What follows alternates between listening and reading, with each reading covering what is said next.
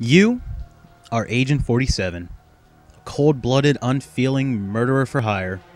Yet when your first task arises in Hitman Absolution to kill off Diana, your long-standing contact with the agency, you suddenly can't perform your only job. Seriously, Agent 47, you have one job and you're starting to go all sappy on us? Already, things are looking a little grim for the latest entry in the Hitman series. But fret not.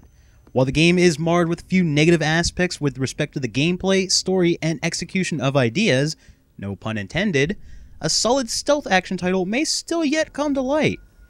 Unlike previous entries in the series, Absolution really tries to force-feed the story down players' throats. Let's be honest here, how many of you have played the previous Hitman games really even remember what the overall story is about?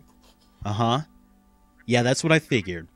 They were typically just a series of varying missions that set you in sandbox-esque environments and tasked you with taking out a few targets in just about any way you saw fit.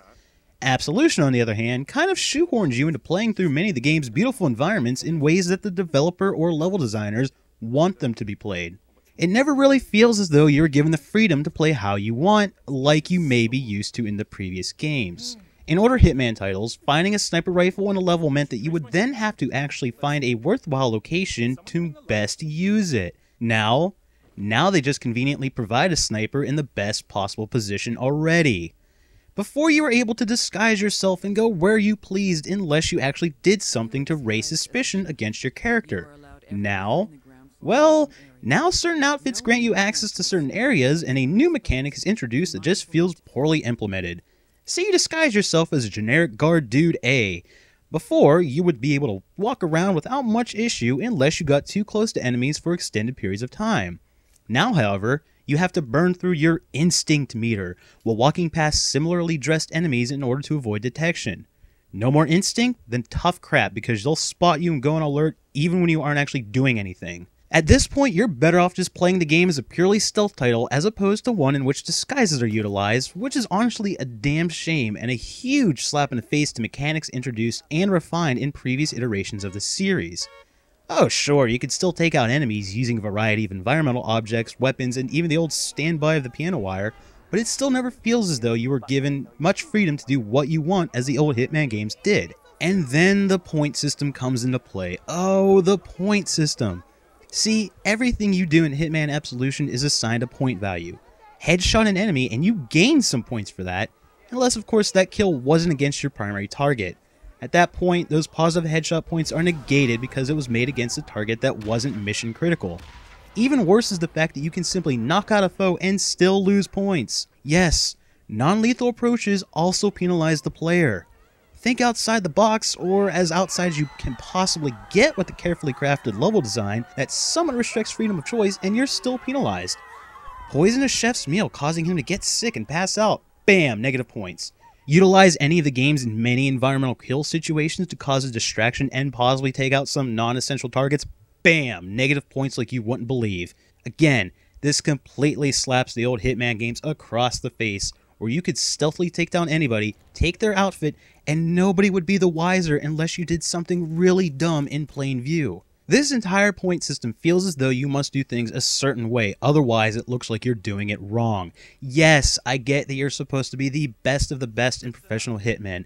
Only take out your primary objective and nobody else, I get that. But when even non-lethal approaches are also hit with a negative score, it tends to become more than just a bit annoying. Yes, you can ignore the points, but the fact that they're almost always thrown in your face means it's next to impossible to completely block out an entire corner of the game screen all the time. I feel restricted.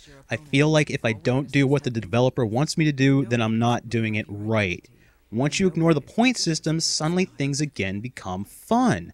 It's a bad mechanic that should not have even been implemented into the main story mode, left only to additional contracts mode or as a separate option entirely. I'm also a little confused as to why the team decided to scrap the limited save system for Absolution. It worked just fine in previous games. Instead, there is now a checkpoint system. Little beacons can be manually activated at various locations within a level that will save your position, should you die or want to restart at the last known checkpoint. I really just don't feel like I understand the reason for this unnecessary change. Alright, ignoring the point system, ignoring the flawed disguise and instinct system, there are a few other issues here. First off, the AI is incredibly hit and miss. There are times where they will see you through your disguise from what feels like a mile away.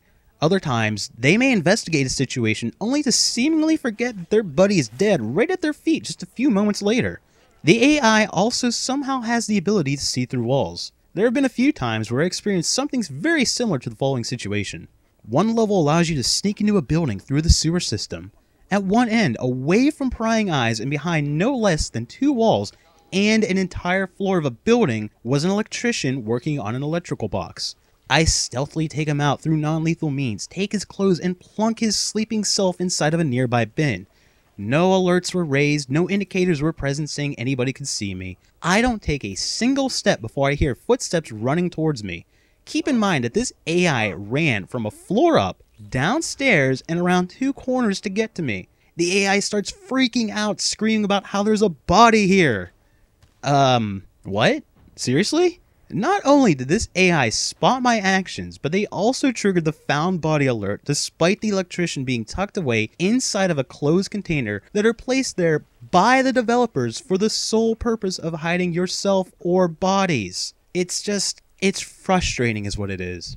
The story itself, while forced down your throat, is not really important.